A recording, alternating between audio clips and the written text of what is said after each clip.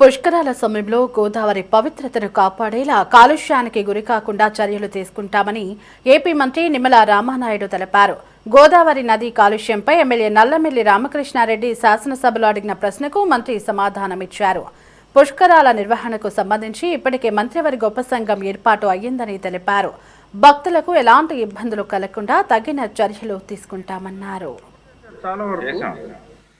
గౌరవ సభ్యులు బొల్సిటి శ్రీనివాస్ గారు ఏదైతే డ్రింకింగ్ వాటర్ కూడా కలుషితం వాస్తవం అధ్యక్ష. ఎందుకంటే మనం ధవళేశ్వరం నుంచి మరి ఏదైతే యొక్క ఉభయ గోదావరి జిల్లాలకి నీరు కాలువల ద్వారా పిల్లకాలుల ద్వారా బోధుల ద్వారా చెరువుల ద్వారా వస్తుందో ఇదంతా కూడా వాటర్ పొల్యూషన్ అవుతున్నటువంటి పరిస్థితిలో పక్కనే గోదావరి ఉన్నప్పటికీ కూడా త్రాగడానికి లేనిటువంటి పరిస్థితులు అధ్యక్ష.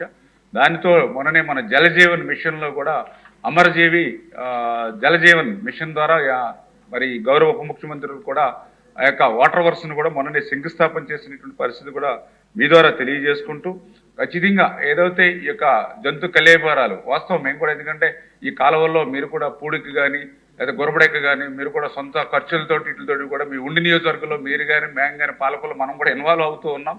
అటువంటి పరిస్థితులు మనం కూడా చూస్తున్నాం. జంతు కలేబరాలు కూడా కాలువల్లో ఉంటూ ఉన్నాయి. కొన్ని చోట్ల చూస్తుంటే పౌల్ట్రీస్ ఉంటే చచ్చిపోయినటువంటి కోళ్ళను కూడా బస్తాల కింద కట్టి కాలువలో వేస్తున్నటువంటి పరిస్థితి ఇవన్నీ చూస్తూ ఉన్నాం. డ్రైన్స్ ఇవన్నీ కూడా ఖచ్చితంగా ఆ యొక్క పొల్యూషన్ కంట్రోల్ బోర్డు అదేవిధంగా ఇతర శాఖలతోటి కూడా సమన్వయం చేసుకుని గౌరవ సభ్యులు చెప్పినట్లుగా దీని మీద చట్టాలను కొంచెం కఠినం చేసి ఈ యొక్క కాలువల్లోనూ పర్టికులర్గా ఈ యొక్క వాటర్ పొల్యూషన్ కాకుండా తీసుకునేటువంటి నిర్ణయాల మీద మేము కూడా ఆలోచన చేసి ముందుకెళ్తామని చెప్పి తెలియజేస్తాం. చిన్న చిన్న శిక్షలు పెనాల్టీలు కూడా ఆలోచించాలండి. Okay sir.